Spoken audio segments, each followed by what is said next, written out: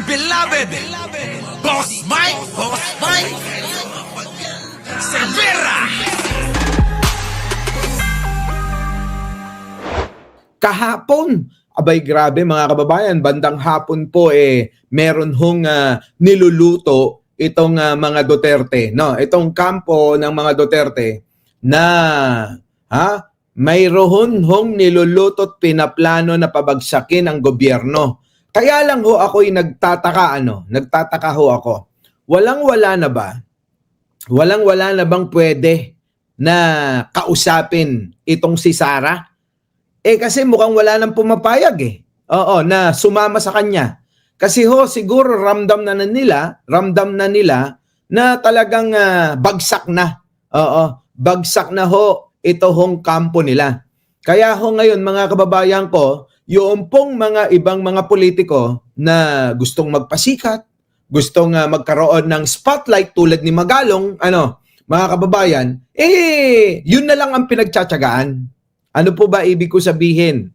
Yung pong mga sinto-sintot tila ba may mga saltek? Ano po? Yung po ngayon yung pinag-iingay ni Sara Duterte. Hindi ba pwede, mga kababayan ko, na ang kanyang kunin sana yung mga malaping lakson, yung magsasalita. Hindi po yung mga kababayan araw at gabi kasama pusa. Hindi po mga kababayan, yung pong sinasabihan ni Corona na mababang uri ng abogado. Mga kababayan, yun na lang ho ngayon yung pong kanilang mga kinukuha para mag-ingay. No po, eto pong mga baguhan na gustong pasikatin siguro. Kaya kahit na ginagawa, mga kababayan, pangit, oo. Lalong hindi nakakaganda ng imahe sa kampo ni Sara Duterte at ni Digunyo, mga kababayan. Kasi parang cheap, Wala ka na ba makuha, Sara? Na iba?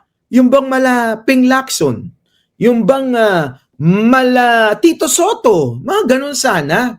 Para maingganyo mo yung mga taong ayaw na sa'yo. Di ba?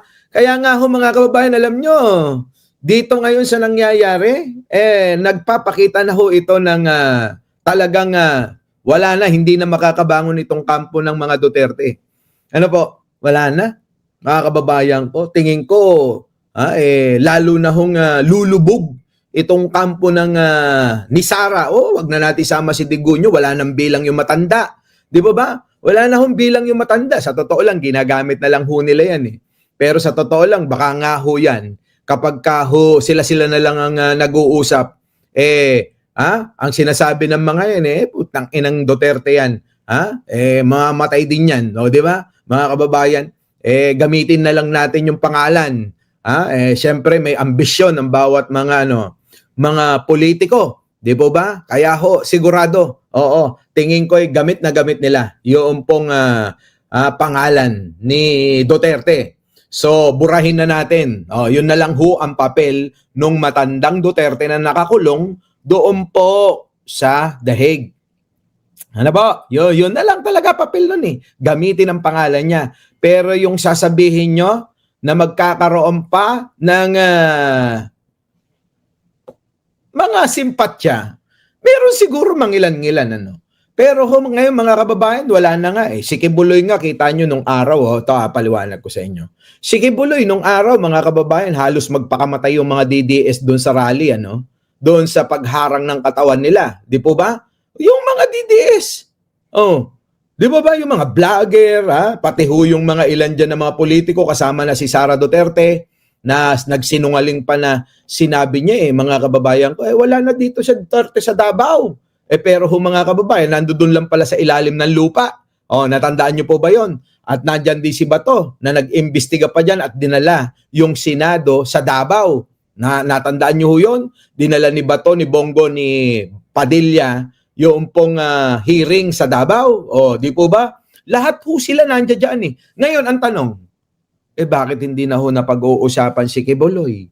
Kamakailan nagdrama nagpasugod sa ospital, mga kababayan. Oh, ha? Nagpasugod sa ospital eh. Di po ba sabi nga ho hindi na ho makahinga. Ang akala nga natin mga kababayan, matutuluyan na. Pero wala naman ho eh. Likha ba ng ingay para ho mag-alsa yung taga-suporta niyan tatanga-tanga? Wala naman ho ah. Di ba ba? Ibig sabihin mga kababayan, wala nang, kumbaga sa magjowa spark. Wala na, no? Wala nang dating. Mga kababayan, ganun din kay Digong. Oo. Di ba? Ngayon, tignan nyo, may dating pa ba si Digong? Hindi na ho na pag-uusapan. Kasi ho mga kababayan, marami na hong mga sisibol na magpapasikat. Di po ba? Tignan nyo mga kababayan ko. Si Magalong, sukdulan yung kanyang gustong magpagpasikat. Di po ba? Yun naman pala sangkot din sa mga maanumalyang proyekto. Tignan nyo ho. Plano pa lang tumakbong presidente, ano? Tignan nyo ho mga kababayan ko. Yan yung mga gusto, yung mga nagpapasikat ngayon. Ngayon, eto naman si Panutsia, sumasama doon sa may saltik na kongresista. Tignan nyo mga kababayan, ano? Abay, sumasakay ho si Panutsia sa lahat ng issue. Hindi nyo ba napapansin? Pagdating sa Senado, talagang kulang na lang itutok sa kanya yung camera. Yun ang gusto niya Sukdulan mga kababayan na magmukha na siyang tanga. Magmukhang Panutsia na tanga. Di ba? Tingnan nyo ho, naghihiring ng matino si Ping Lacson. Meron ho tayong chairman sa Blue Ribbon na maayos. Tingnan nyo ho ang ginagawa. Ginugulo. Tingnan nyo. So yun ho, party ho. Sabi nga nila, good and bad publicity is still publicity. Ngayon, mga kababayan ko, yung style na ganyan, ginagawa ho netong sinto-sinto at saka eto hong si Panutsia. Yan, mga kababayan. Style yan Style yan. So ngayon, eto na mga kababayan ko. Nangyayari ngayon. Etong pagtitipon-tipon na malaman-lamang ko mga kababayan, puro sinto-sinto ho yung mga bisita nung nangyari kahapon na panawagan na na pagtitipon-tipon at pag-usapan kung paano ho pabagsakin si Pangulong Bongbong. Kasama na ho dyan itong panawagan nitong maraming alagang pusa mula umaga yata hanggang gabi. Yun ang kapiling niya, yung mga pusa. Yung panawagan na kung pansinin niyo yung mga post ng mga DDS na resign, Marcos resign, impeach Marcos, mga ganon, Ganon ho ngayon yung mga panawagan nila. Gusto nila i-impeach si Pangulo o kaya pag-resignin si Pangulo. Tanga pala kayo Kung kailan eto't matinot, maayos yung ginagawa ni Pangulo. Sinisira nyo Kaya nga ho mga kababayan, ang tanong natin, para ba talaga kayo sa bansa? O para lang kayo sa kaguluhan para sa interes ninyo, sa mga sarili ninyo at sa mga kampo ninyo? Di po ba? Yan, mga kababayan ko. Ibang klase. So, eto pa, mga kababayan ko. Ano na nangyayari ngayon sa mga DDS? Yan, tuloy-tuloy ho yan. Panawagan nitong isa ring tatanga-tanga, Etong wala naman napatunayan na si Greco Belgica. Di ba? Kasama rin ho yan sa pagpaplano. Pero yun yung mga nananawagan ng mga walang napatunayan. Di ba ba? Eto pa, isa pa. Eto naman, puntahan natin si Boy 10K. Si Boy 10K naman, ang kanyang panawagan nung una, sabi niya mag-resign tayo sabay-sabay. Sabi ni 10K yun, sabay-sabay daw sila mag-resign. Yun yung panawagan niya. Style mula sa presidente hanggang sa mga kongresista. Kita nyo ho, mga kababayan ko, yan ang panawagan ni Boy 10K. Ngayon nung may sumagot na mauna ka na. At sinagot din siya ng kapatid niya na dapat mauna ka na at sana wala nang tumakbong Cayetano sa politika. Alaka mga kababayan sumagot itong si Cayetano. Sumagot to si Cayetano. Sabi niya sige, mauna ako. Pero siguraduhin nyo. Mauna ako. Mga kababayan mauna ako. Sabi gano'n ni Cayetano. Pero siguraduhin nyo, susunod kayo. Pukin na katwiran eh. Tawa ako ng tawa doon sa katwiran ni ni Cayetano na yun eh. Pero siguraduhin nyo, oo, mauuna ko, pero siguraduhin nyo na, susunod kayo. Bobo talaga si Cayetano din minsan, di parang ganun din yon. Ikaw nakaisip eh. Di ba? Di ikaw ang gumawa, yun ho yun. Sa mga kababayan, sa mga salitaan natin ng mga bata-bata tayo eh. Kung sino nakaisip, siyang gumawa. Di ikaw na gumawa, ikaw nakaisip niyan eh. Bakit idadamay mo pa kami sa isip mong puro rin namang katarantaduhan ng dala? Di ba, mga kababayan? Kaya ikaw, Boy 10K, dumadami kaaway mo. Eto, puntan na ho natin. Yun talagang topic natin, mga kababayan. Eto na, laglag si Boy 10K dito. Si Cayetano.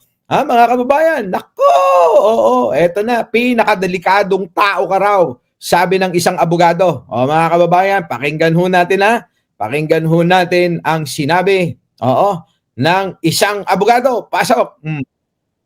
Ni Alan Peter Cayetano magsinungaling. Nako, eto, pakinggan yung maigi si attorney, at alam nyo, eto, madalas ko itong pinapanood eh. Ito na. Alam mo, sa sobrang galing ni Alan Peter Cayetano magsinungaling. Alam mo anong kutob ko?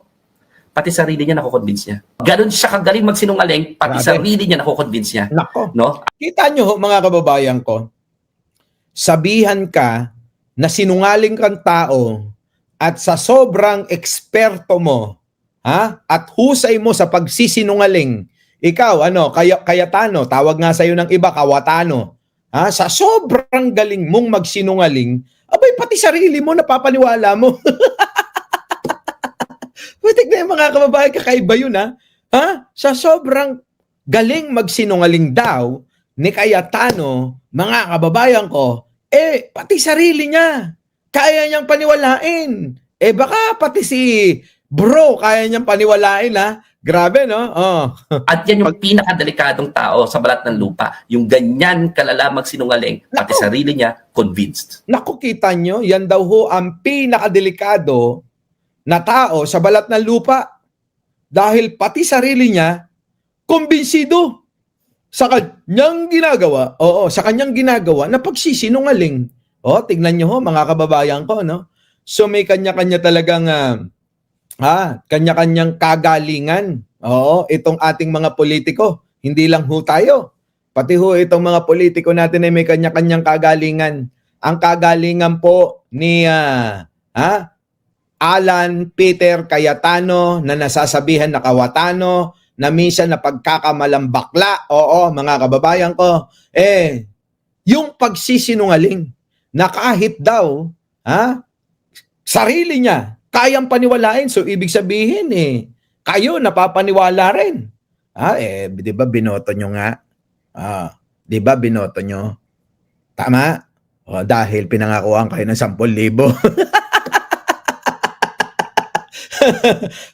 Di ba? Di ba binoto nyo si Cayetano? Kasi pinangakuan kayo ng tag 10,000. Tapos nasan na? Binigay ba? Naibalik ba? Na nabigay ba ni 10K ay ni Cayetano? Wala ho, di po ba? Wala eh. Ibig sabihin, mga kababayan, kalimutan nyo na. Kalimutan nyo na at mayroong panibagong parating na pangako siya. yung unang pangako na 10K, mga kababayan, burahin nyo na sa isipan nyo. Abangan nyo na lang yung kasunod. Yung susunod na ipapangako niya para makuha niya uli yung boto nyo. Ganon, Tandaan nyo yan. Tuloy. Curious lang ako, Attorney Dino. Yung bang Biblia, pag kinokot niya, hindi ba umuusok? Na nga, tingnan nyo tanong ni, ni itong kaibigan natin, mga kababayan ko. Grabe. Si Christian. Pero yun ninyo pati ho, nakasulat sa banal na kasulatan. Kaya niyang bigkasin. Kasabay ng kanyang kasinungalingan. Saan kayo nakakita naman ng ganon? Ibang klase, ibang level ho itong si Kawatano. Kayang magbigkas ng bersikulo, kapitulo, kasabay ng kasinungalingan nito. mukha hong walang pagkakaiba ito kay Joel Villanueva, ano? Na kababayan natin sa Bulacan, ano? Kayang magbigkas. So para hubang nagiging mabisang kaparaanan para makakumbinsi ka ng taong bayan, magbait-baitan gamit-gamit ang Kapitulo 1, versikulo 1, mga kababayan ko. Ibang klase, no? At kasabay nun, habang ikay nananalumpati, kailangan isabay mo rin yung bang seryoso at makatotohanan na expression ng pagmumuka. Ganon, mga kababayan ko. Ganon ho yung mga politikong ito. Kasabay ng pagbabasa ng banal na kasulatan, babasa ng bersikulo, kapitulo, at isasabay ang kanilang kasinungalingan, at isasabay din yung pong kanilang pagmumuka. Na kunyari, seryoso sila sa mga sinasabi nila. Nako, epektibo ho, mga kababayan. Kaya ho, maraming nabibiktima na mga kababayan natin dahil sa ganyang estilo nila. Ibig sabihin, brotax, mga mga hinampil. Ano hinampil? Ibig sabihin mga kababayan, kayang-kaya nilang gawin yun sa ngalan ng kapangyarihan, sa ngalan ng kwarta. Kita nyo? Sa ngalan ng kapangyarihan at sa ngalan ng pera at kayamanan, kayang-kaya nilang gawin yun. Tila ba parang nag-enroll pa nga sila? O tila ba minaster nila yung katangi ang ginagawa nila? Yaang estilo ng pagsama-samahin ang pagbasa ng banal na kasulatan at ng kanilang isasabay kasinungalingan at yung pong pagdi-deliver sa expression ng mukha nila. Mukha ho talagang pinag-aralang maigi. Mukhang nag-enroll pa nga ho kay Taning mukhang nag-enroll pa kay Taning para ho ma-expert nila yung ganyang gawi. Grabe, mga kababayan. Ito na. Ganun nga kagaling Ganun nga kagaling. Di ba? Quote na quote. Tapos titingnan pa niya sa mata. Feeling ko nga, kaya tingnan sa mata si Jesus Christ Kita nyo, mga kababayan ko, sabi nga ni attorney, feeling ko nga, kaya niyang tignan si Jesus Christ sa mata. Kaya niyang makipag eye to eye. Tapos magsisinungaling siya. Grabe, mga kababayan. Ibang klase, ibang level. Ibang level ho yung mga kasinungalingang kasinungalingan at yung pong ano bang tawag dyan, mga kababayan? Biruin nyo, pati si Jesus Christ kaya na nilang paniwalain. Ganun ho katindi. Oo, sabi ko nga sa inyo, mukhang nag-enroll po ito kay Taning, nag-enroll kay Satanas, mga kababayan, para ho, mga kababayan, ma-eksperto nila yung katangian ni Satanas mismo. Baka nga hihigitan na nila Baka nga nahihigitan na ni Cayetano at ni Villanueva at iba pang mga politiko si Satanas, mga kababayan. Oo, sa sobrang husay na nila. Oo, mukhang mas magaling na sila sa maestro nila. Grabe, ang tindi. Talaga. Sabihin niya, mabuti po akong tao. At na-convince niya. Ma-convince niya yung sarili niya. Kasi sarili niya. Kasi nga, grabe nga yung kasinungalingan. Grabing kasinungalingan. Ang lalang kasinungalingan. Kaya nakakapangilabot yung kasinungalingan ni Alan Peter Cayetano na ganyan. Kaya kaya niya mag-quote ng Bible Kahit na siya yung alam niya, hindi niya pala alam na siya yung masama dito kasi nga na-convince niya na yung sarili niya. Alaka, mga kababayan, biruin mo yun. Hindi mo ba alam, Cayetano, na ikaw daw masamang tao dahil na-convince mo na yung sarili mo na kahit anong gawin mo, ikay mabuti. Para sa sarili mo lang yun. Hindi sa mga taong nakakakilala sa'yo at nakakakita sa'yo. Di po ba, mga kababayan ko? Magkaiba ho yun Yung pong para sa sarili mo. Ikaw napakabuti. Para sa sarili mo, kinumbinsi mo yung sarili mo na ganun ka Pero mga kababayan, sa nakikita ho, ng maraming tao, mga kababayan, iba kabaliktaran. Ikaw ay pinakamasama na dahil sa ginagawa mo. Yun nga lang, hindi mo ba naisip? Yung bang nangako ka na 10,000 tapos hindi mo tinupad ito? Wala na. Kaya nga tinatawag ho yan, mga kababayan, ni Trillanes na bulero. Oo! Ang tawag ho ni Trillanes kay Cayetano ay bulero, mga kababayan. Ganon. Oo. Dahil sa katigasan at kasinungalingan niya. Isa pa, panoorin noon ng buo para inyong maintindihan. Pasok! Mga kababayan, teka muna. Maaari po ba? Wala naman hong bayad eh. Pwede ho ba mag-like ho tayong lahat? Sa mga nasa, ilan na ba tayo? Abay, mag-5,000 na ho tayo. Baka pwede ho mga kababayan. Kahit yung 2,000 mahigit eh. Yun lang yung mag-like ko. Mga kababayan. Pwede po ba yun? Isang like lang. Kung kapag sinipag-sipag ka ho kayo, i-share nyo na ho sa kaibigan yung DDS, o kaya mahal si Cayetano. Itong live na to, share nyo. Oy, kamo, yung idol mo si Cayetano. Mukhang trip ni Mike Cervera. O kaya naman mga kaubay, sa mga hindi pa nakasubscribe yan. Baka naman, isang subscribe naman ho dyan. Wala hong bayad dyan. Pipindot lang ho kayo. So eto na, mga kababayan ko. Pakinggan nyo ho, pakinggan nyo ito si attorney. At saka si Christian, eto na mga kababayan. Pasok! Alam mo, sa sobrang galing ni Alan Peter Cayetano magsinungaling. Alam mo anong kutob ko? Pati sarili niya nakukonvince niya. Ganon siya kagaling magsinungaling, pati sarili niya nakukonvince niya. No? At yan yung pinakadelikadong tao sa balat ng lupa. Yung ganyan kalala magsinungaling, pati sarili niya convinced. Grabe. Curious lang ako, Attorney Dino. Yung bang Biblia, pag kinokot niya, hindi ba umuusok? Ganon nga kagaling eh. Ganon nga kagaling. Di ba? Quote na quote. Tapos titingnan pa niya sa mata. Feeling ko nga, kaya niyang tingnan sa mata si Jesus Christ eh. Tapos sasabihin niya, mabuti mo akong tao. At na-convince niya. Ma-convince niya yung sarili niya. Sarili niya. Kasi nga, grabe nga yung kasinungalingan. Grabing kasinungalingan. Ang lalang kasinungalingan. No? Kaya nakakapangilabot yung kasinungalingan ni Alan Peter Cayetano na ganyan. Kaya kaya niya mag-quote ng Bible eh. Kahit na siya yung alam niya, hindi niya pala alam na siya yung masama dito kasi nga na-convince niya na yung sarili niya dahil sa katigasan at kasinungalingan niya.